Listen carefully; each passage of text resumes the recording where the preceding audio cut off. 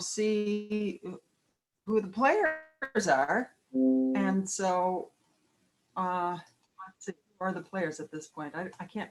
Hi, Ida. I'm having a hard time seeing everybody who's here. Let me move this thing over. And Lillian is here. You like to go by Joy though, right? Or something like that? Okay. Yes. Okay, so my middle name. Okay, good. And Ryan. Okay, so we're just going to have a little intro. My feeling is that people may be suspicious about what is, organized medicine. I mentioned that to somebody. I think I mentioned it to my brother, and he said, "Yeah, is it like organized crime, and or is it like organized religion?" It does not have any creed, I don't think. I think we have, we respect all points of view, and we are not overly conservative, nor are we overly liberal, but we want to hear everybody's opinion about things, and we want to do the right thing on behalf of our patients and their families. So, and so that entails doing some advocacy on the one hand and getting the laws lined up so that they benefit all the residents and citizens, but also paying some attention to ourselves and to our needs as professionals in this field of helping people. All right, so a lot of people are joining in, and I'll just say again, I'm Susan Scherer. At the moment I'm president, and you all can be president one day too. All right, so Kristen, would you introduce yourself and Merle? Let's start with Merle.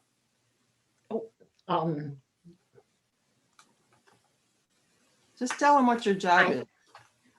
So I'm the executive director of the Illinois Psychiatric Society, and I've been doing this for almost 15 years for IPS. And I do work for a variety of stuff for IPS, but I major in government relations. And I'm both a lawyer and a lobbyist. Right. And executive director of our organization. Mm-hmm. Okay, Kristen, tell us where you fit in briefly. You're muted. Sorry. Hello. My name is Kristen Malloy, and I am the admin coordinator. And so you've probably seen some emails from me. And so I just kind of am here to help support the council and the membership and Merle. I help do events and, all of our communications, and I kind of dabble in, all things IPS.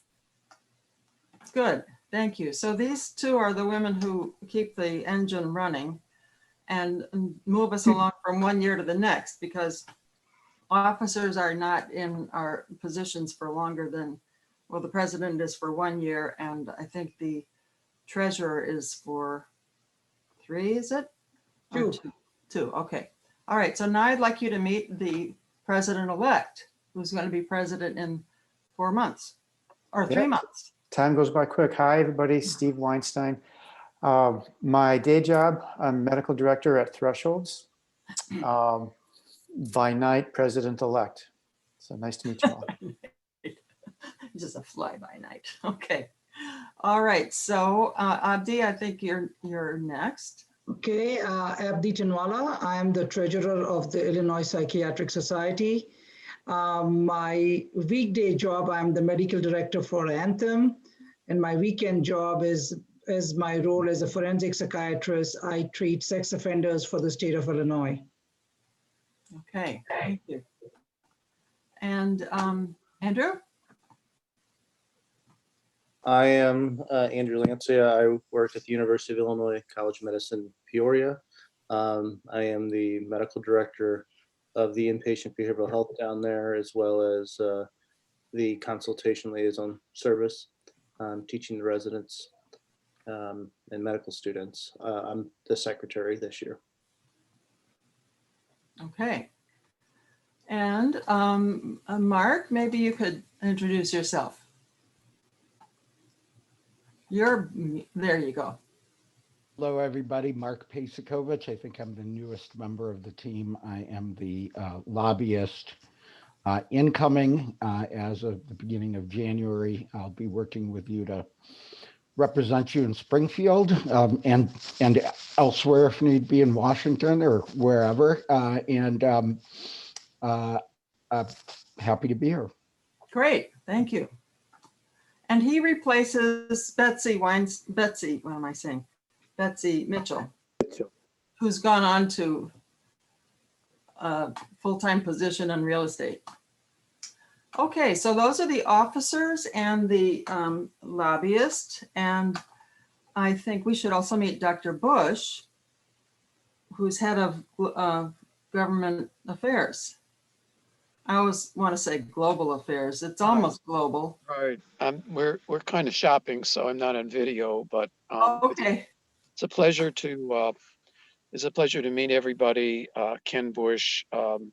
I'm the chair of the Government Affairs Committee, and have a lot of experience doing this. And it's a pleasure to be here tonight. And thanks for everyone for coming.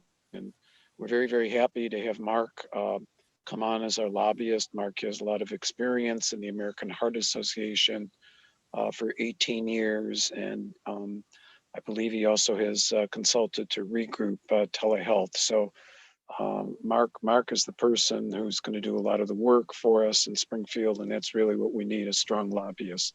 So great to be here. And we'll be talking a little bit later. Thank you. Okay. Thank you. And how long have you been head of GAC? Gosh, been a number of years, and there's a lot of experience, and been through a lot. So I've seen it. We've seen it all. I think myself and Swami Nathan, are the longest ones on GAC. So I think we're able to add quite a bit in terms of moving forward with our agenda. Yes, thank you. And Sid Weissman, I think you've been a member and involved in government affairs for quite a while.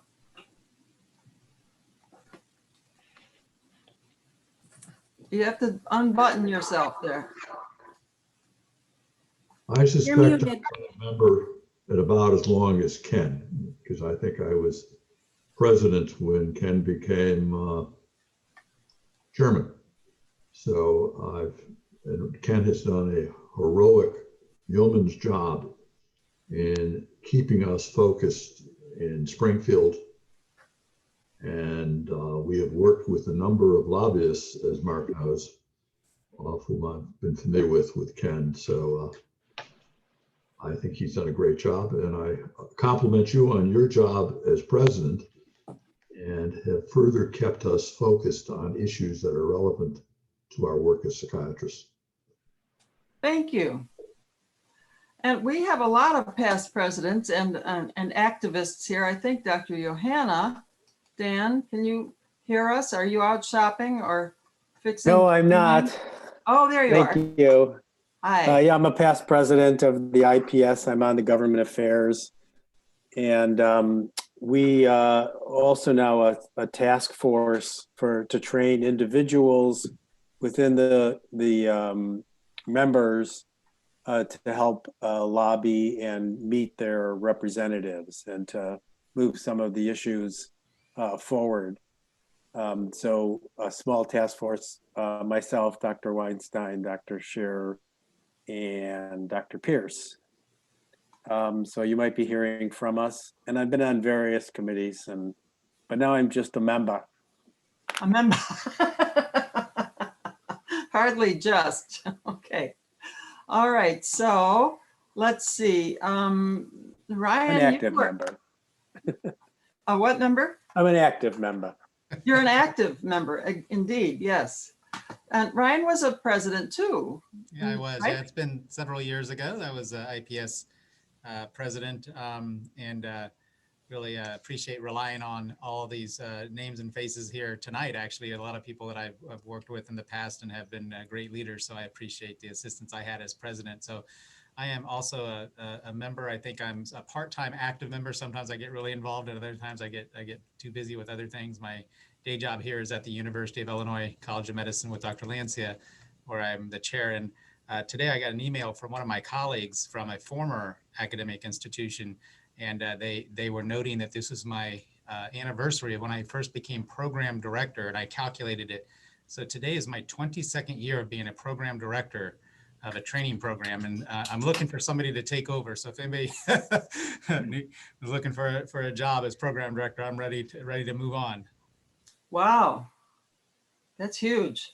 I wonder if they'll even let you go. Oh, I'm sure they're ready for me to go. One of my residents I saw logging in, he's probably like, yes, please. We tried once, we brought him back. So, you know. Okay, Josh, Nathan, you've also been president. So you guys are in such exotic places, out in amongst the ruins of something and in the fields with the cows. Yeah. And in Washington, D.C. It's marvelous. Yeah, this is one of my favorite virtual places. So yeah, I was president, 2018 to 2019, I believe. Ryan was actually the person who I believe nominated me, or no, he was on the selection committee, nomination committee at that point. So anything I did, you really have him to blame, I think. But yeah, and I've, I'm still in the I think technically I'm still past president, because it's like the last 3 presidents still have some sort of official role. And yeah, I originally got involved through just being engaged on the government affairs committee, and just have had stayed pretty involved, especially when things really rankle me and I need to vent and try and make things better. So like the IDFPR really gets under my skin a lot. Yeah, it's been active, I think, honestly, probably not too long relative to some other folks here, probably since like 2014 or so. But really been a significant part of my life since then. So yeah, I love how you got rankled. I mean, you act on it. Okay. Yeah. Now, let's see, Dr. Van. I think Dr. Van was he president too? Perhaps not. I don't think you can hear me. I think he's turned off. All right, so I want to let some of these other folks get introduced too. Gun and Robert, it's nice to see you guys in the middle there. And okay, well, so Kristen, help me out here. Are we going on to the next phase, or should we go ahead and, I kind of like hearing from everybody just a little bit.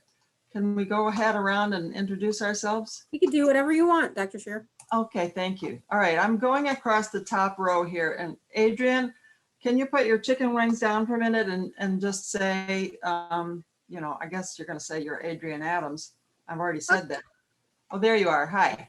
Here I am. What my apron? Okay. You're on the council, have been for a while.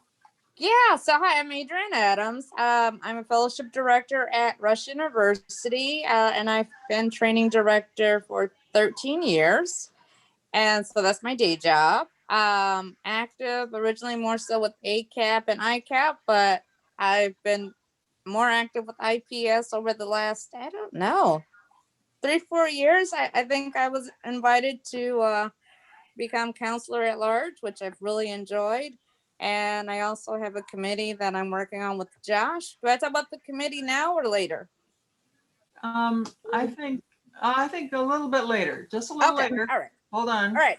So I will talk about our anti-racism committee, which is a new committee under President Scheer's her initiative. So I'll talk about that later. Okay, it's a national initiative. I didn't make that up. Dr. Shear, Dr. Van is now on, and he Yeah. was president. Okay, yeah. Hi, Dr. Van. Can you hear us? We just wanted to greet you and say hello. We're saying hello to all the former presidents. Yeah, I see him, but Okay, all right, cool. he's not. We'll catch up with him later. Dennis, you already told us who you are, but tell the rest of the people here. There. You mean me? Yes. Yes, Dennis Galliano here. yeah, there's another Dennis here. Yes.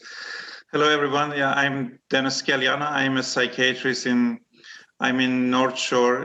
My office is in Glenview, and I'm affiliated with Advocate at North Shore both. So I go to both hospitals. So I see patients in those hospitals and in my office. Great. And how long have you been a member of IPS? Since 2001, I believe.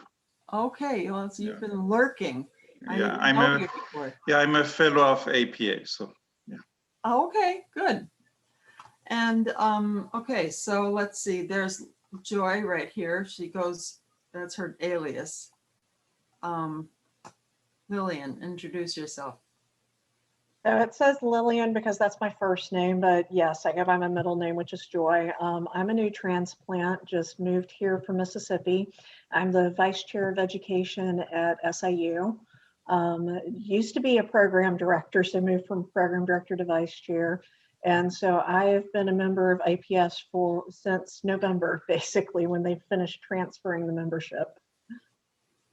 Okay, great. All right, and Jesseline, you have an important role. Can you say what it is? Hello, everyone. My name is Jesseline Singh. I am currently a second-year resident at Rosalind Franklin, and I will be the rising editor for Mind Matters. That's great. And Well, welcome. hopefully also what head of well, I'll leave that for later. We want you to be head of various things. Okay. I've got the twofer here, the Lavol Edger group. Can you please introduce yourselves? Gun and Robert. Yeah, I'm Gun Lavol and my husband Bob Edger, and we are both child psychiatrists, and we are both, neither of us have been a president. I was active as in the program committee many years ago, and we used to have sort of a weekend program that fell by the side because there were so many supplemental programs around and too expensive. Those were the days. Did you go to Lake Geneva? Yes. Oh, well, and it's not too late to be. What's that? As a retiree, I am not fully retired, but I do some supervision at Lurie for residents, and also I see a few patients still. Okay. And one suffers from a long haul post-COVID condition. Oh my. Yeah, that's a major ordeal. You can't retire from that one. And Bob is a famous artist. That's what I do. Yeah. And I do, I'm still in the faculty at Northwestern, and I do teach one class on how to manage aggressive youth with medication at Lurie's. Really? Oh. So but other than that, Gun and I have been learning the computer, and we take lessons once a week. Okay. We're becoming really rocket scientists here. Yeah, so soon you'll be ready for your presidency, your co-presidency. Well, okay, I see we've already used up 20 minutes, so I want to just meet the rest of the folks here, and then we'll go on to the next phase, if that's okay. Theodote, can you say who you are? Yes, hi, good evening, everyone. I'm Theodori Pantikis, and I first joined the IPS in 2006. Dr. Johanna, because he introduced me to the IPS 15 years ago when I was a PGY1 at the University of Chicago, and he has still served as a mentor all these years. In the past 3 years, I've been more active after I returned from Boston, where I did my training for child psychiatry and CL psychiatry. I came back 7 years ago, and so I've been very happy to be more involved on the Committee for Child and Adolescent Psychiatry under the mentorship of leadership of Dr. Pierce. And I thank Dr. Shear and Dr. Pierce and Dr. Adams for encouraging me to serve as chair of that committee this year. Excellent. So, you know, these two, Lavole and Edger, are also child psychiatrists, and so is Michael Greenbaum. But anyway, excuse me for getting out of order here. Dr. Van, hello, thank you for joining us. How are you? You gotta unmute yourself. Can you press the button to get unmuted? There you go. Hi, very good. I'm doing very well. Thank you. Good. Glad to see you. Yes. What country are you in? Well, it has been about 11 months. I traveled outside the country and I haven't even flown. And the last trip was in March of last year. I came back from Socotra, Yemen. Wow. That was my last trip. Very in sad. 2020, I had 3 international trips before March. And now I am working full-time. I'm medical director of Chester Mental Health Center. Ooh, cool. You got some young people there, right? What's that? That's a youth prison, is it? Or high security? High security. No, maximum security for adults. Adults, okay. I need some psychiatrists. Whoever wants to come and work. Wow. We'll get you a good contract. Okay. All right, thank you. Good to see you. I'm glad you were able to take time away from the rest of the world for us. Sure. Okay. Dennis Beadle, I see you there. Can you say hello and say, I think you've been on the council for a while too, haven't you? Well, actually, I was thinking about it. I think I've been a member for 30 plus years. I think I actually was a resident member, and then I went off to Massachusetts for 4 years, and then I re-enlisted. My wife didn't send my dues 1 year, so there's a little gap in my membership. That year I was a member of the AMA and not a member of the IPS, but we fixed that. And so anyway, I think I started out on the chronic care committee. Yeah, that's a long time ago we used that language. So anyway, and then at some point I moved over to the Governmental Affairs Committee, and I've been on that a long time. Currently, about the last 4 months, I've been the medical director of the Division of Developmental Disabilities. I very familiar with Dr. Van's assignment. Congratulations and condolences, sir. That's a tough assignment. And I spent a lot of time trying to get psychiatrists to go to Chester. So I know it'll be quite a struggle. In the past, I was the clinical director for Illinois DMH for 8 years. Oh yeah, that one. Yeah, and currently I'm a counselor for the organization, and still I'm on the GAC committee. Yeah. Okay, good. Now let's just go. Let's let the rest of these folks speak for just a minute, and then we can go on to the rest of the program because I don't want to lose your attention. Okay. Mary Dobbins, there you are. Hi. And you were recently, or maybe you still are, president of the pediatric group? For the Illinois chapter of the Academy of Peds. 2 years still of it. And then we'll be on the executive board for 2 years after that. Okay, so you've got 2 years yet to go? Yeah. 2 to 4 Okay, unless they well, kick great. me out. I'm And if sorry, I'm say it again? distracted, I apologize. The grandkids just got here. So we'll see. Oh, I may have grandkids. to turn off my camera depending on what's happening here. Okay, well, we want to get more affiliation with the pediatricians and the family practice docs and the child psychiatrists. So we'll talk about that later, okay? Sure. So, Jonathan Rubenstein, say a word or two. Hi, everyone. Hi. My name is Jonathan. I'm a third-year psychiatry resident at University of Illinois College of Medicine in Peoria. I'm on the IPS resident committee. Cool. And, yeah, it's nice to see everyone. Yeah, great. I'm glad you could make it. Thank you.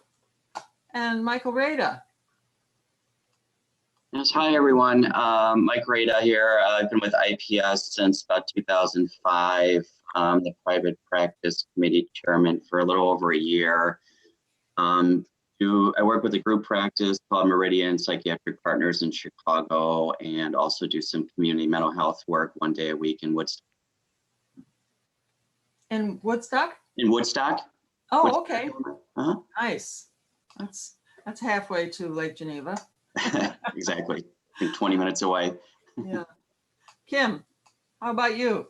Introduce yourself, please. Hi, everyone. Good to see some old chums and new faces. I'm Kim Marenkoff, and I'm in private practice in Chicago and an assistant professor at Northwestern. I teach medical students. I am a former editor of Mind Matters, and I was head of public affairs for IPS. I was a counselor, and I'm part of the Michael's private practice committee. So good to see you all. Good, cool, thank you. There's your grandbaby. Hello, dear. All right, so Sid, or Sudhakar Shenoy, Dr. Shenoy, speak up. Hi, I am Sid Shenoy, full name Sudhakar Shenoy, graduated residency and fellowship, got board certified in both adult and child psychiatry last year. First year of practice was 2020, which was chaotic to begin with. Essentially, I'm 32 years old. That means I'm young, dumb, and broke. Hopefully, with IPS and all these meetings, I am hoping to work on the dumb part and become wise, like many of you who I have been learning from. Since I've been a member since 2014, when I was a resident member, then fellow member. Honestly, I was more active with the ACAP, but now slowly getting more active with IPS. Great, okay, well, that's wonderful. Young, dumb, and broke. Okay, I wish I could use that excuse, but never mind. Okay, Josh Elo. Can you say hello? Okay, I think he might be busy. Lynn? I'm here for a second. Oh, there you Hey. are for a second. Okay, Hey, hi. sorry, I'm story time with the girls, so just saying hi. Hi there. Hey, I'm Josh Steele. This is Olive, my daughter. I'm a PGY3 at Rush, and I, with Dr. Adams, I'm currently working to develop a committee on anti-racism through IPS, which I'm really, really excited about. But we are both very happy to be here. Great. That's nice. We got some young people here, youngsters and young people. Okay, Lynn? Hi, I'm Lynn Mellenfont. I'm not a youngster anymore. I've been working at the VA since 1993, North Chicago VA, and mostly clinical work, lots of clinical work. I remember I had patients when I started there in 1993, a couple from Chester. Uh-huh. Couple very ill, very scary ones. One would kind of flick his hand a little bit when he was about to become very agitated. It was very subtle. He was an excellent teaching case for students. Ah. I also was on faculty at Rosalind Franklin University. I think I still am on faculty. I recently retired from VA, and I am looking at the next chapter in my life. Oh, good. I love that future orientation. Yes. Excellent. Thank you. Thank you. Michael, haven't seen you for 100 years. You called me out, Susan.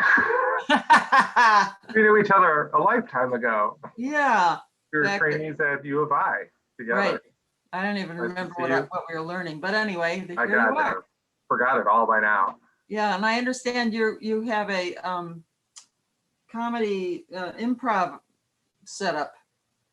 Yeah, but I have a child psychiatrist and I see adults, and I've been private practice. I've been in Lake County for Okay. a long, long time, long Good. time.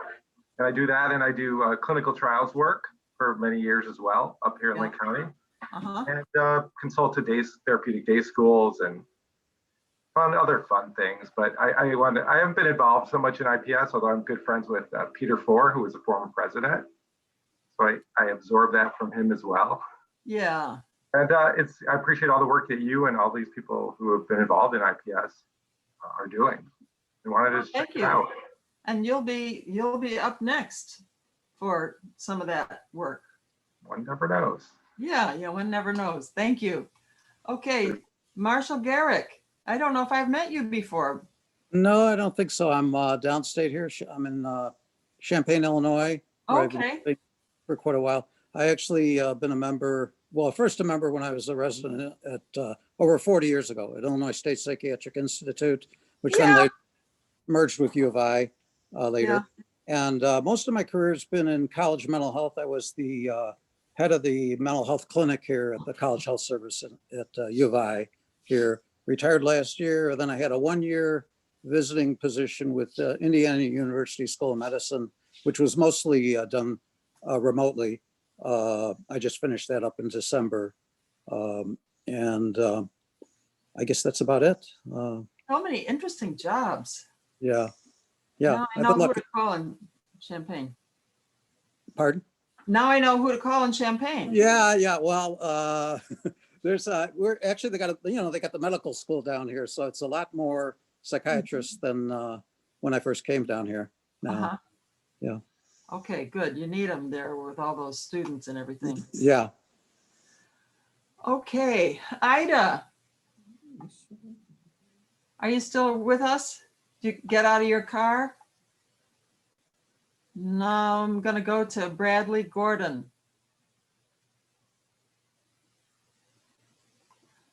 Or Elizabeth. Hi, get unmuted and say hello. Hello, I'm sorry, I was involved in a COVID meeting till 7, so that's why I'm delayed. Oh, okay. Well, we're just introducing ourselves. There's several people here I've never met before, and I don't think I've met you in person, but No. nobody meets anybody in person these days. I don't think so. Very nice to meet you. Likewise, thank you. Where do you practice or where do you live?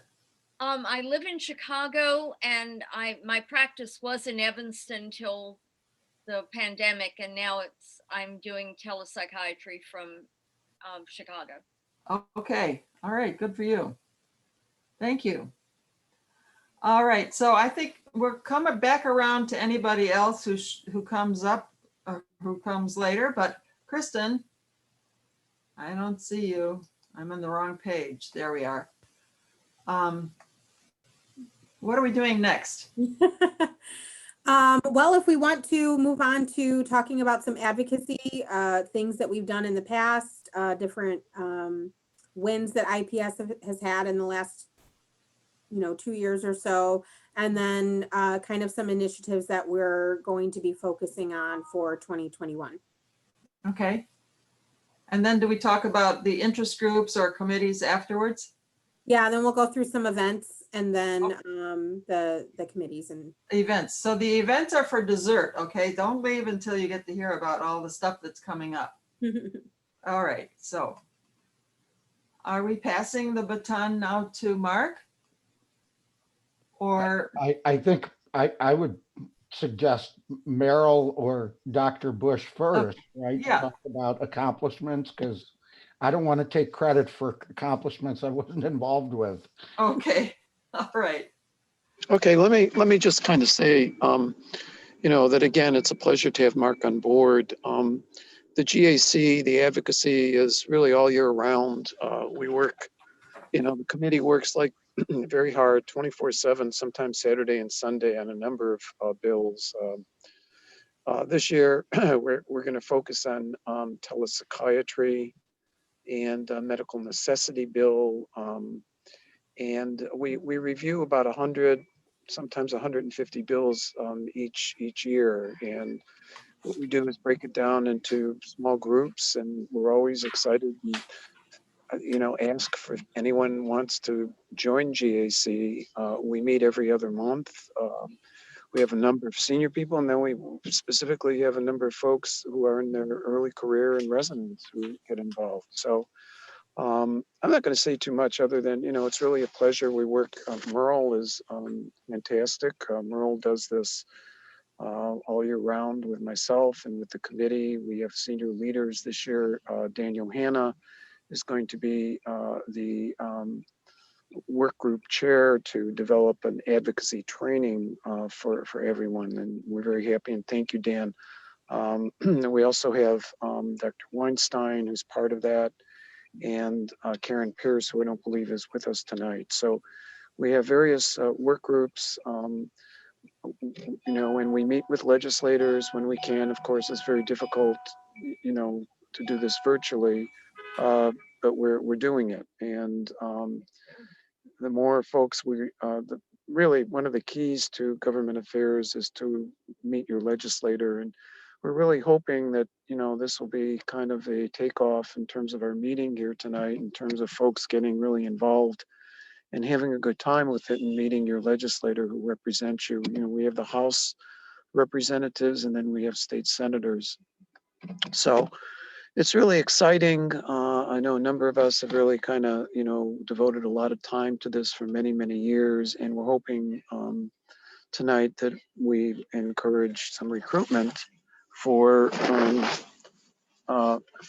new folks to join GAC and to meet your legislators. So I'm not gonna say too much. It's really, it's great to see so many folks here tonight, and young people and our senior leaders. And I'm going to turn it over to Merle, to Mark, and then Merle to say a few words.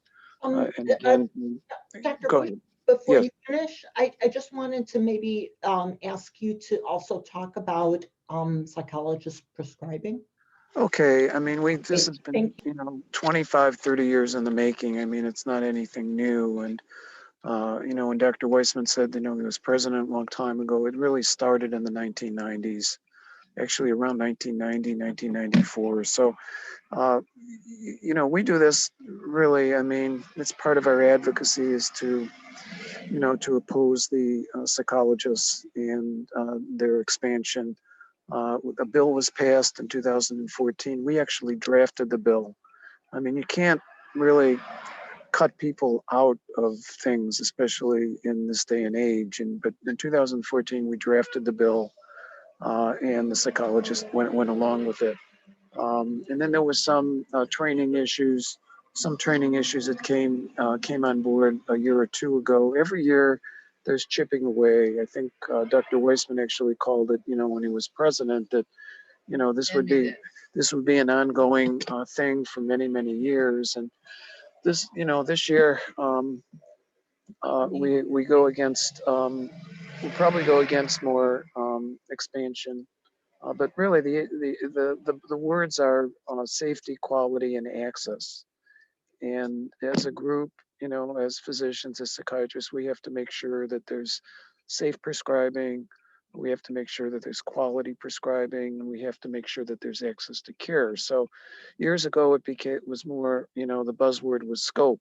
And, it's changed over the years to quality prescribing, access, and safety. So these are, in terms of our fact sheets, we have fact sheets.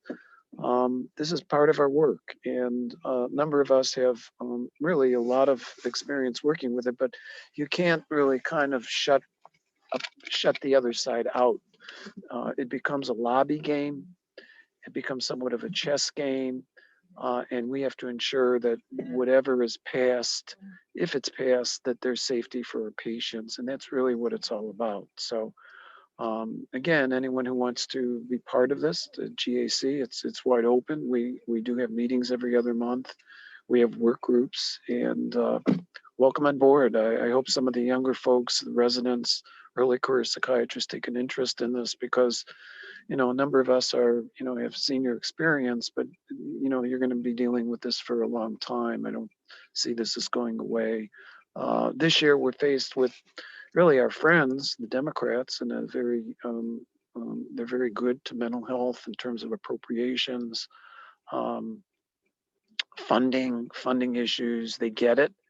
But there's a flip side that, that the liberal legislature kind of sees expansion, not just with psychologists, but with other mid-level healthcare providers, nurse practitioners, for instance, are knock on the door and for expanding their privileges. So, I mean, it's really kind of complicated.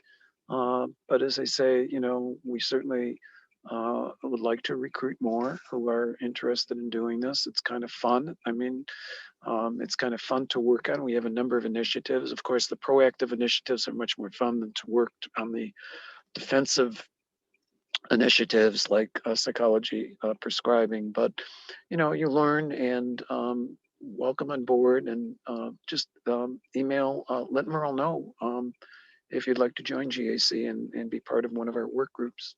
So I'm going to stop there. I'm going to turn it over to Mark. And Mark, maybe you could talk about some of the things that you see, as a challenge in the legislature this year. And again, some of our priorities, telepsychiatry, which is access to care, as well as our medical necessity bill, which will put some limits on the managed care companies, especially for behavioral health. And then maybe you could just say a few words about the psychology prescribing stuff. So Mark, I'm going to turn it over to you, and we'll be happy to answer any questions. Thank you, Dr. Bush. I guess I would just say this year, the key word is uncertainty. We talked a lot about legislation, but the reality of what's happening in Springfield is that the Senate and the House are not really meeting. The House will be meeting for several hours on February 10th to establish rules. And essentially, they're not talking to anyone. They're sort of isolated. They're going to vote on the rules, and they're just going there that one day because the rules that they pass will allow them to do committee hearings online. And so, as is the case with so much else of what our world has become over the last year or so, the Illinois General Assembly is sort of moving things online. And there are a lot of new faces. There are almost 24 new legislators, and there will be more because there are retirements that recently happened and are coming. And also, for the first time in 40 years, there's a new Speaker of the Illinois House. It's no longer Mike Madigan. If you've been sleeping for the last half year, you may have not heard that Mike Madigan is no longer there. But the changes in Springfield are sea changes, some of which people didn't really necessarily even anticipate ever seeing. Some of us thought Mike Madigan was going to live and be Speaker forever. And so we're sort of very carefully rolling out our issues and trying to talk to legislators as they're beginning to form their opinions. But at this point, there have been about 300 bills introduced in the House, and Senate bills haven't started to be introduced. By the time it's said and done, we will see maybe 5,000 bills in the House and 5,000 bills in the Senate and double that in the House. So we'll be looking through a lot of legislation. We play defense and offense. And there are a lot of you who sort of know the shtick well and know that, why advocacy is important. There are a few of you who may not. I urge you to join. I just like to point out to people that the state of Illinois is like the third person in your relationship, and sort of the state of Illinois is involved everything you do. So do we, who's a relatively young person who wants to get picked on? Somebody, oh, all right, we'll do Dr. Scher. No, who's got, let's say, who's got kids? Who's got relatively young kids? Anyone? Dr. Lancia. You know what? Dr. Shenoy, because he's the one who identified himself as being young. What was that? Young, dumb? Young, dumb, and broke. Young, dumb, and broke. Perfect. So let's work with that. Do you have kids? I do not. You live by yourself? Correct. Okay. You wake up in the morning, what do? Run to work. How do you get there? Commute. I'm driving from suburbs to downtown Chicago, at least 1.5 to 2 hours sometimes. Okay. Who's sitting next to you? At work, another. No. I mean, in the car, who's sitting next to you? Nobody. No, you're wrong. The state of Illinois is sitting next to you, telling you how fast you could drive and when you might get a ticket. So then you get to work, right? What do you do for work? Psychiatry, child psychiatrist. I see patients. So you're seeing a patient. Who's in the room with you?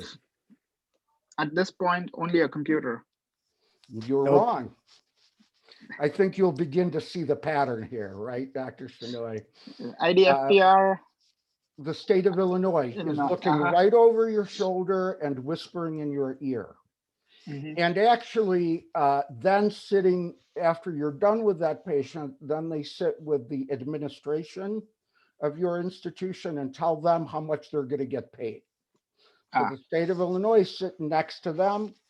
It's sitting next to you all the time. What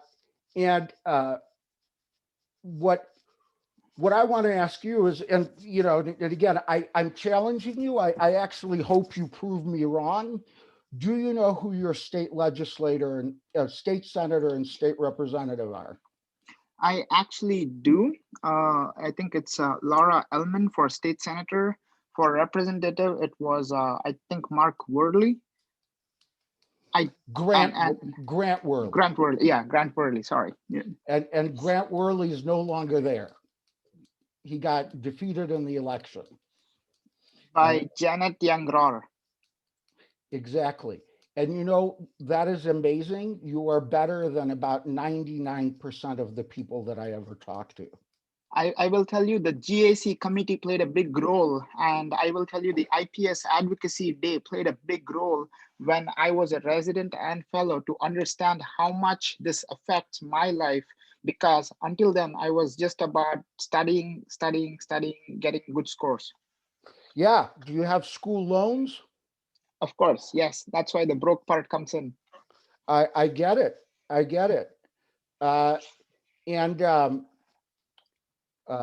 Do you want some of those loans forgiven? I would love for it. Some of that the state of Illinois can help you. How? By arranging forgiveness, by guaranteeing some of them and reducing the percentages. But let me ask you this. Do you have your check direct deposited, or do you take it to the bank? Direct deposited. So the state of Illinois has all sorts of rules in place that guarantee that when your check is deposited, you know where it goes and where. Some of that's federal regulation, but the state treasurer oversees banks and goes and checks them out. But you know what's more important when you're depositing the check? Your business partner sitting with you. Who's your business partner? Well, at this point, I'm employed, so it's my boss at the private clinic that I work at, Clarity Clinic. And who's that person's business partner? I don't know.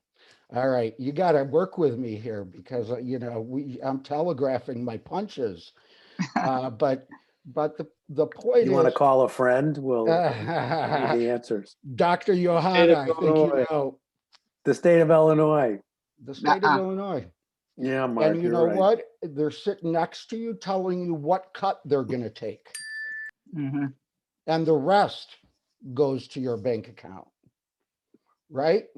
Yes. And if and when you have kids, they're going to tell you how to educate your kids, where to educate your kids, and how much money your kids will get reimbursed for school. So the school's budget, who's going to help with that? Who determines how schools are paid in Illinois? State of Illinois. You guessed it. Ding, ding, ding, ding, ding, ding, ding. So I just, this is a really useful exercise for all of us. And I want to commend you, Dr. Shanoa, because you knew the magic question. So let me conclude on this note. I used to sit with legislators and work for politicians when I was younger, and I would count calls and mail. And, I wanted to say I counted calls and emails, except when I was doing that work, it was actual mail. It wasn't yet email. And sometimes there would be a really, really, really serious issue. And the boss really cared about it.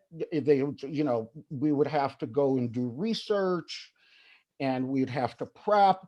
There are other things that your partner, the state of Illinois, isn't always the expert on, right?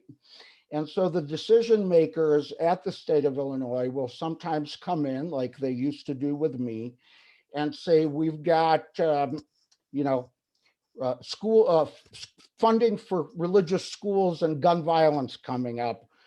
How are the calls going? I'd say, well, 64, about 23 against. They'd say, well, I don't really, this is not a huge issue for me. I'll go with the way the calls break. That's going to be the decision I can make. And I can actually tell you that because I participated in making that sausage. So I was part of that sausage making environment. So I'm going to challenge sort of, if you are already involved in government affairs, you're excluded, okay?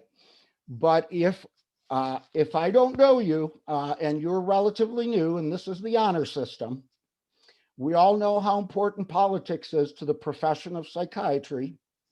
So I have my checkbook here. I challenge and yes, I'm picking on you. I think some of you will fail. I want all of you to win.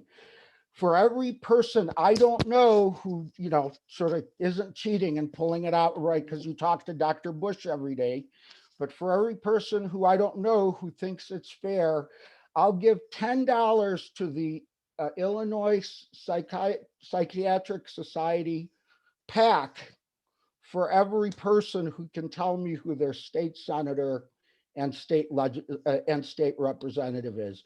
If you can do that, drop your answers and comments in chat. And Kristen, I ask you to help me and make sure I'm honest and give you some of this money back that you're all kind enough to pay me. So thank you all. I appreciate Thanks, Mark. your time. That's awesome. You're in trouble, Mark, because they're all Googling now. It's gonna cost you a fortune. I calculated the total amount of people before I said anything. Okay. Just kidding. I'm happy to support this. I know Dr. Bush is modest about all that's been done in the government affairs, but for those who don't know, we've passed some of the more important bills in the country and have been a model for bills in the country, including the collaborative care model, which we were the first to pass. For those who are in practice, a uniform pre-authorization forms for both the private non-ERISA insurance companies and for the public sector. Those haven't come out yet, but it'll ease our practice. We work on the parity laws. But I'm sorry, and Mark, let me just say one thing, working as a community psychiatrist, the only way to make wholesale changes to improve the lives of our patients is through as Mark said, through the state of Illinois. And it's not easy. It takes a lot of work, but you can really do a lot for a lot of people, even though I do believe that you save the world one person at a time also, so in practice. But to do wholesale work to a large group, it has to be through legislation. So like Mark said, everything we do is through the state, including what's good for psychiatry and psychiatry patients. And I'd just like to confirm what Dr. Johanna is saying about Dr. Bush. I've known IPS for a number of years, but not well.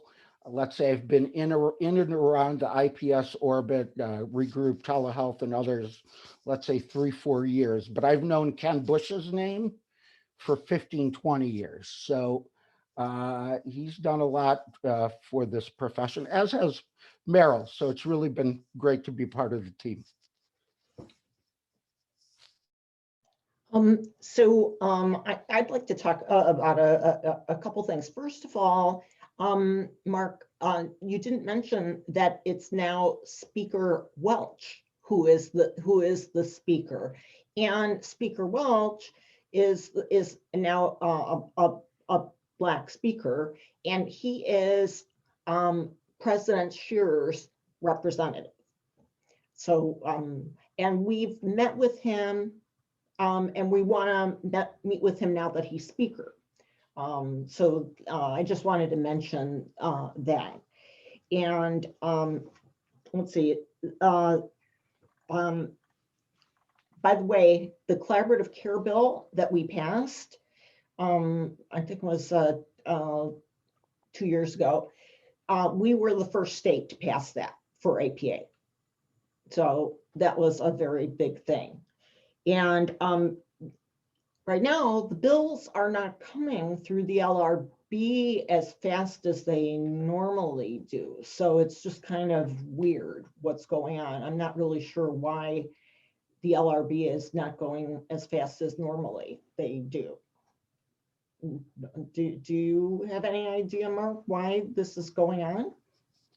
Well, part of it is just so everybody's clear, the LRB is the Legislative Reference Bureau. It's the arm of the legislature that actually knows the law really well. And when you go talk to your legislator and your legislator says, I'll introduce a bill, what they're really going to do is tell essentially the LRB what they want to accomplish in law.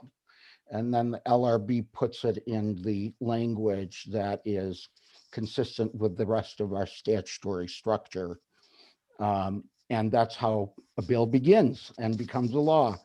Right. That process is really being bogged down right now, and it's being bogged down for a number of reasons. Well, in the Senate, they haven't even started introducing bills yet because they're still sort of in their initial administrative stage. In the House, they've started introducing bills, but they're doing it slowly. But in part, it's because of COVID, and things are moving very, very slowly. Sometimes it's a cop-out, sometimes it's the truth, but things have been impacted by COVID. And so I think it's not just the Legislative Reference Bureau. I think sort of stuff is coming into it less consistently and more drip and drab, because even legislators can't count on this tradition. It's sort of traditional. Meryl and I pack up and sort of go to Springfield from January through May, 3-4 days a week. And now it's not happening, and it's sort of really unsettling and difficult to lobby in an environment where you can't grab these legislators like you're used to when you're all at the Capitol. So as Meryl said, things are slow, things are tentative, but that only means that when the clog breaks, things are going to go really, really, really fast, and that's when we'll need to, not be getting so much sleep, probably in April and May. Okay, and so I wanted to tell people who are here, even if you're not on the GAC, you can still do advocacy involvement during when we have an advocacy week in April, and we'll let you know about that, because we're going to work on doing meetings with legislators, maybe groups of people who have their legislators, so that we can talk about the bills that we're working on with them, because that's an important thing to do. So we're going to be working on that. If you, I wanted to say, if you don't know your legislator, please contact me and I can let you know. Let's see, and it's very important for everyone to meet with legislators this year because of the very important bills that we're working on. Because medical necessity passed in California in 2020, and it was from Kennedy Forum, which we're working with. And it deals with a very important thing to help patients get mental health, whereas people with medical care get the care that they need. My daughter had a big problem getting into a residential facility and getting it covered by Blue Cross Blue Shield. So it's very important. Let's see, and we will, oh, and another thing that would be really helpful, if you know of any information regarding your patients having problems with medical necessity, if you've had any kind of patient problems, that would be really helpful for us to be able to have that information. I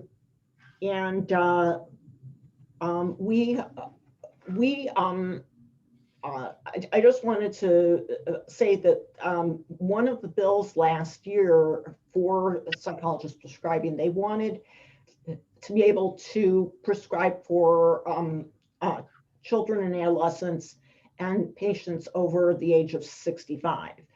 And I think that's a really big problem, because psychiatrists go to fellowships for child and adolescents and for geriatric, and they just want to be able to do it themselves. So we think that's a really big problem. And so that's one of the bills. Then the other bill that they had last year was they wanted to have, right now they are, the prescribing psychologists are on the psychology board of the Illinois Department of Financial and Professional Regulations.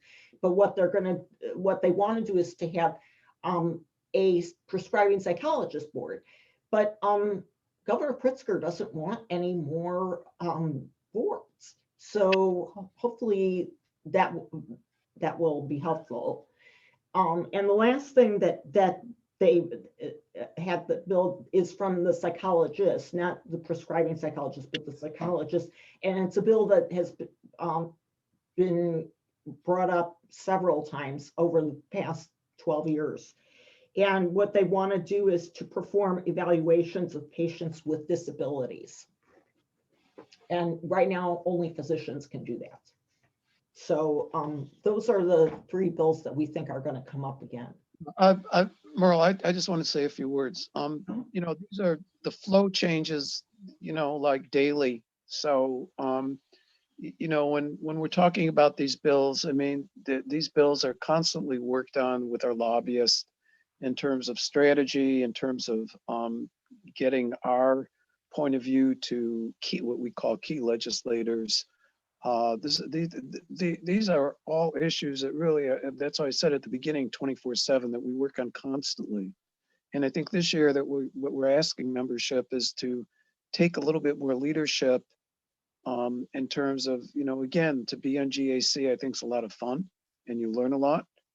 But the other flip side is that if you're not able to, to be on GAC, or if you just don't have the time to be able to meet your legislator and to, especially during our advocacy training week, to be able to, participate and we would have fact sheets and to talk to them. I don't want to make this all kind of drudge. I mean, I wouldn't be on it for many, many years if it's drudge. It really isn't. It's really a lot of fun, and I don't want to. Again, we're trying to improve the lot of our patients and improve care, but it's really a lot of fun when you get to meet legislators, when you get to talk to them, when you get to represent the Illinois Psychiatric Society. It's really an honor. It's a privilege. And not only do we do state stuff, but we have at our GAC meetings, just to, again, to recruit some of you folks, especially the new ones, we usually get the APA staffer to give us a view of what's going on in Capitol Hill and Washington. It's kind of exciting. So, I didn't, when we're going to do this, I mean, again, to make it all work and no play. I mean, really, there's a lot of good things that happen, and you get to meet folks who are in key positions. Some are more sophisticated than others.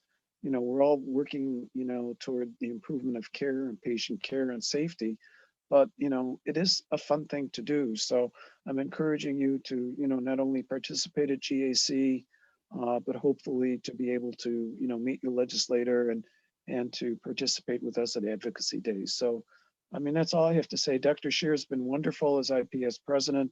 Dr. Weinstein is president-elect in terms of the support of GAC, and really the whole group, the whole leadership, really wants to extend the participation to you folks to have this experience also and to feel part of our group.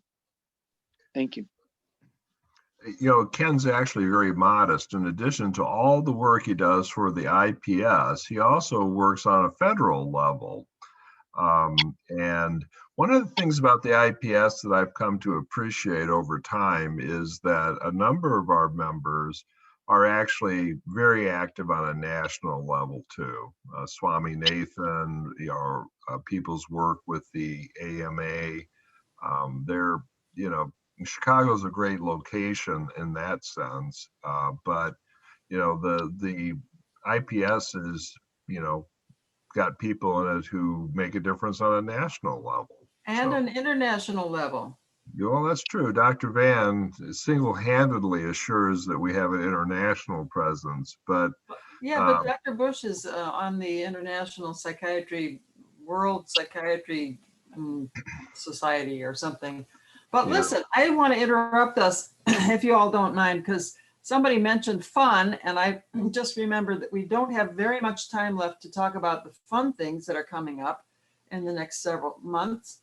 So, but I do want to get back to what you're talking about, Dennis, some other time. But now I want to ask Kristen, perhaps, is this the right time for you to tell us about the programming? Sure. So I'll just get started with a few introductions, and then I'll turn it over to Dr. Houston. We are really excited because this year is, obviously very different. Last year and this year moving forward will be very different than we've done things in the past.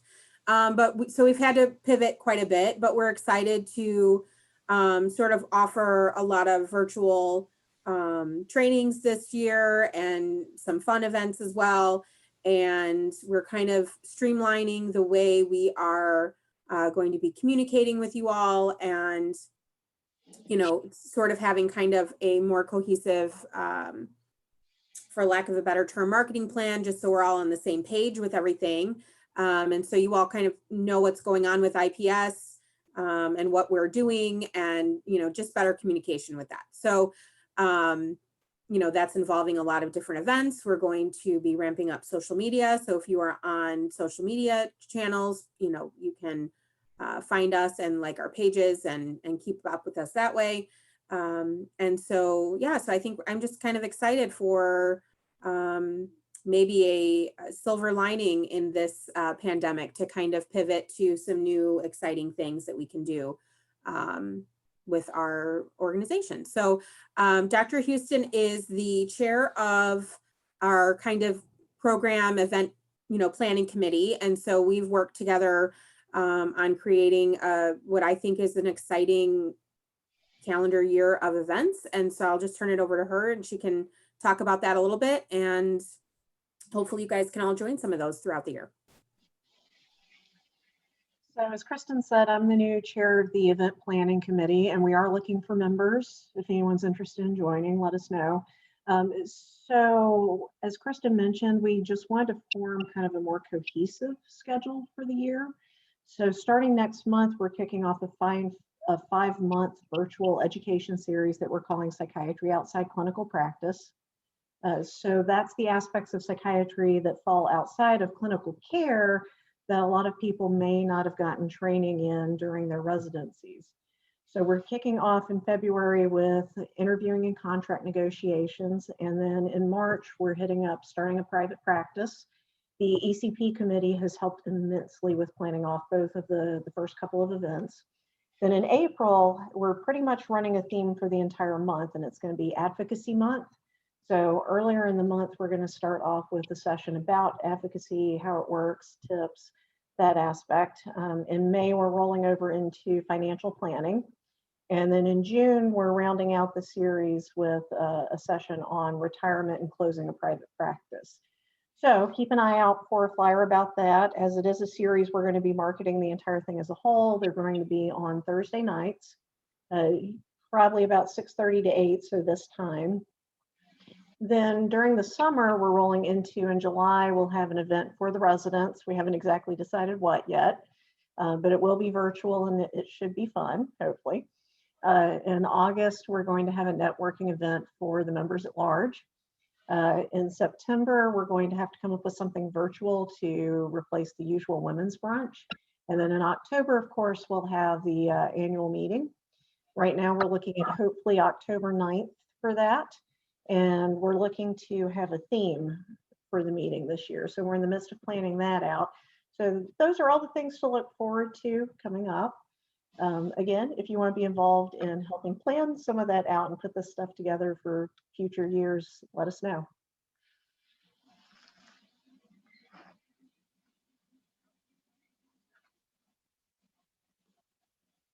Well, thank you very much, Joy and Kristen, for those introductions. I think we ought to take a pause here and ask if anybody has questions or things they want to bring up to do with anything that we've already talked about or anything that we should be talking about. Dr. Shearer, can you mention the other people who, the other members who are chairs of committees? Yes. So they can talk about their committees and maybe some people will join their committees. Is that okay? Absolutely. All right. So I'm looking at Adrian. Are you available now? Dr. Adams? She was doing chicken wings. Okay. Maybe Dr. Alo? He could. Elo. Yeah, where are you, Dr. Elo? Hey, I'm sorry, I'm back. Okay. All right. Hey, but Josh, you can go ahead and do it if you want. Oh my gosh, we're both wearing Rush shirts. I know, right? I'll start and you fill in with what I missed. Okay, cool beans. Okay. So Dr. Adams and I are starting off a new committee with IPS at the request of Dr. Shearer, focused on anti-racism. We're both really excited about this and looking forward to developing this committee to be really focused on addressing issues of anti-racism at a variety of levels, but really kind of focusing in on how we can make action and progress in these kind of ways. You know, there's a lot of opportunities right now in a variety of different organizations for like education and for you know, like book groups and kind of like talking about this issue. But we really wanted to focus this committee to be a little bit more focused on how do we make legislation happen, how do we make change at a variety of different levels, statewide or institutions that we all work at throughout the state, you know, these kind of things. And so we are in the midst of kind of putting together the committee and kind of talking about the scope and talking about some of the goals that we have Our plan is to be very kind of goal focused, trying to knock off some of these items to get closer and closer to actually affecting the change. So if that seems like something that is of interest to you, we'd love to hear from you. If you're interested in getting into the work and getting this moving in the right direction. Great, thank you. Okay. All right, and I want to, where am I? Can you hear me? Yes. All right, I wanted to say that Dr. Ponticus is going to be the head of the Child and Adolescent Committee, or we could even call it an interest group. It doesn't necessarily, I think sometimes if you think it's a committee, then you have to do things. But in any case, she's going to start having leading those meetings for people who are interested in child and adolescent psychiatry in mid-February, I believe, right? Yes, so thank you, Dr. Chair. February 19th, Friday at noon, will be the first meeting for 2021. And just a bit of review, in the past year, Dr. Pierce, who's the immediate past chair, focused on advocacy, particularly for access, telepsychiatry, parity, trauma prevention, management, and impact of social determinants of health. And a lot of legislation was reviewed. And this year we had a meeting, Dr. Scheer and I, and we will discuss it at the first meeting with the whole group as to what the focus should be. So some thoughts involve op-ed pieces to increase awareness, especially in light of the gaps in mental health care that have been exacerbated with the pandemic. And there will be an ICAP liaison from the Illinois Regional Organization for the American Academy of Child and Adolescent Psychiatry, so we could have a stronger voice. And so anyone who's interested in participating, sharing ideas, and in planning for increasing awareness through op-ed pieces in particular, and any other ideas you have to share, please come join us at any meeting, the first one being at noon on Friday, February 19th. That's great. Thank you so much. Thank you. Okay, Mike Rada, maybe you can talk for a minute about your group. Sure. Hi. So Private Practice Committee. So we meet on Wednesday evenings at 8:30 for an hour with Zoom, of course. Typically meet every 1 to 3 months. It just depends on topics going on and what we're discussing. Our next meeting is April 7th, if you're interested. So we're a group of experienced private practice psychiatrists have been doing this for a while, but we're definitely looking for new members. I think the more the merrier. The more members we have, the more experiences can be shared and perspectives, and I think that's what will make the group useful. So if you're thinking about creating your own private practice or you've been doing it for many years, give us some consideration. The meetings are a combination of bringing up topics of concern that night. So whether someone's like, well, what I do with the subpoena or telehealth issues or billing issues, that sort of thing, you could kind of look at us as group therapy for outpatient psychiatrists, but also we do longer term projects too. In the past, we were working on the uniform prior authorization forms and what those should look like. And right now we're helping out with the virtual series in March on private practice life and opening up a private practice. In addition to that, Meryl joins our groups and she's awesome. And she tells us what's going on with IPS. And we try to offer our thoughts on various matters and help out when we can with different topics. In addition to that, we just started up a listserv. So for private practice psychiatrists. So hoping to make that into something eventually. So if you are interested in becoming a part of the listserv, let Meryl know and I'll put you on the list. Really my goal right now is just to try to get different private practice psychiatrists working together, communicating. There's so much different providers out there. I'm just trying to get us to be kind of a smart community. And that's the goal. That's great. Thank you. You're welcome. Thank you. Okay, Glenn and Robert, you seem to be, I know you've been involved with the retirement group. Yes. met a couple of times, or are you having fun? Yes, actually, Meryl was the one who had the idea and got us to organize. And I'm the chair of the women's, or the actually of the retirement committee. And the goal is to involve retirees and help with handling of the transition from active practice to more unstructured time. So that's the goal. And we had our second meeting, by us this week. And we reviewed the work of J. Delete Jester, the wiser. It was about, the focus was on the concept of wisdom and how retirement can be generative. So that was, I think, fun. And our goal or our future is, we are going forward, we are going to deal with issues such as resilience, dealing with loss, how to deal with isolation, and how to involve volunteering, art, literature, music, and how we can help each other stay vital. Ooh, that's good. I want to be on all these committees, and I think I'm eligible for all of them. Yes, you're welcome. Yeah. Okay, so Jesseline, I think you might be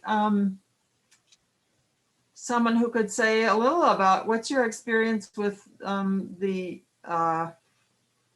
resident committee? Yeah, that's what I'm trying to think of. Thank you. Yeah, of course. So I've been on the resident committee. This past year, we meet once a month on Tuesday evenings, and we've typically been discussing different events, ways to be involved, even brought up all the different committees that IPS has to offer, and making sure that residents are able to not only be aware of that and IPS overall, but hopefully really trying to increase recruitment, increase diversity in psychiatry. One of our big things this year is we're actually trying to develop a mentorship program, including ECPs and resident and fellows, and kind of bringing in different aspects of mentorship. So we've done some surveys, and now we're moving on to the point where we're going to be recruiting mentors, likely in small group or one-on-one settings. So that's been super exciting. Oh, good. Great. And Sid, I think you might be the person representing ECP. That is correct. So I'm also working with Chandan Kandai, who I think got the foundation for the ECP committee. I will be working closely with senior members like you and hoping to get more early career folks. Also, people that are graduating and wanting to find a cohort, because we are so used to being with our cohort of residents and fellows. Yeah. We suddenly feel cut off from our umbilical cords. The shelter of a residency program or fellowship is no longer there. And over 2020, I learned that IPS plays a big role in making this transition smoother, that you don't feel lost, but you can always have members in your locality, in your district, in your state, that you can continue to learn from, because there is only so much that you can learn from books and so much more you can learn from an association like IPS. So hoping to bring some, like I said, young, dumb and broke people, and making them fine, young gentlemen and women, and hopefully continue the tradition that IPS has. I will add two things. One is, as Dr. Bush said, advocacy is fun. I will tell you that it is fun, because at the IPS Advocacy Day, me and then President Josh Nathan were on the same team, and we had a lot of fun running from different offices. And at one point, there was a representative who stopped us, and she wanted to speak to the quote unquote youngster. And then we have our own theories about why she wanted to speak to the youngster. because I was kidding and I said because we look young and better looking, and Dr. Nathan said no, because she probably thinks that you smoke cannabis and she wanted someone to support her bill. So it was a fun event. So because I think I learned a lot from that interaction as to despite what we know as physicians, the representatives or whoever, they have their own ways of looking at us, and with a person like Mark helping us with advocacy, I feel like our early career psychiatrists could be a good force in making a change in the advocacy realm. And that's where I will start talking about ECP, because ECP committee hopefully can work with all these different committees and bringing in fresh young blood, because there is so much I can learn from all of you. And I really want to thank you all for including me in this process of learning, which is invaluable. Thank you. Dr. Nathan can help you try to meet Miss Illinois as well as a competition. No, I'm installing that. I will on yours. There was a competition with Ryan and I. I think it was the first or the second year. I think the second year we were at Advocacy Day about who saw more legislators. I think technically I won, but he claimed to have won because he ran into Illinois. So he ran into somebody more famous, and so claimed victory. So it's a little bit of cheating, but. I usually tell folks who play that game that if you hang out by certain washrooms, you'll definitely win. But sorry, I'm a lobbyist, so I try to stack things in my favor. Mm-hmm. You're the pro, right? Dr. Shearer, one more committee is Dr. Weinstein is the chair of the Recruitment and Retention Committee. Oh, recruitment and retention. Yes, indeed. Murray, you're keeping us focused. I love it. So hi, everybody. I've been the chair for 1 to 2 years. And what I've learned is that the Recruitment and Retention Committee really doesn't do a whole lot of recruiting or retaining that. Oh. Well, but there's a but here, but the specialty committees and the various programs we have are what attracts members and what retains them. You know, we have the resident committee, the early career psychiatry committee, and I'm sorry, I don't know the proper name, the more senior psychiatry committee. You know, we're looking at the seasons of our lives as psychiatrists. We're addressing that. We're addressing our specialty needs, and that's what really recruits members into IPS and retains them. Okay. So yeah. And then there are also a couple of other things like ethics and the nominating committee and I don't know, several others, but we're running very low on time. I think we just have like 2 minutes, and I want to ask if there are any questions or other things that people want to bring up. Okay, go ahead, Dennis, with your comment. Hi, just regarding ECT, I wanted to mention that I myself am a member of International Society for ECT and Neurostimulation, which is a group affiliated with APA, and every year has a meeting next to APA meetings. And people there have worked very hardly, you know, because it's not just promoting ECT among our colleagues, also is nationwide, and all the legal activities that are going against implementing ECT in the community from the different communities. So I just want to say that it will be very good that the ECT committee here also coordinates somehow with ISEN, because they are very, very active in some legal works that are working with FDA and all of that. So in clearing the devices and getting the indications for ECT. So I think that will be good that we also work with them. We'll get a lot of information from, or maybe we can use their experience.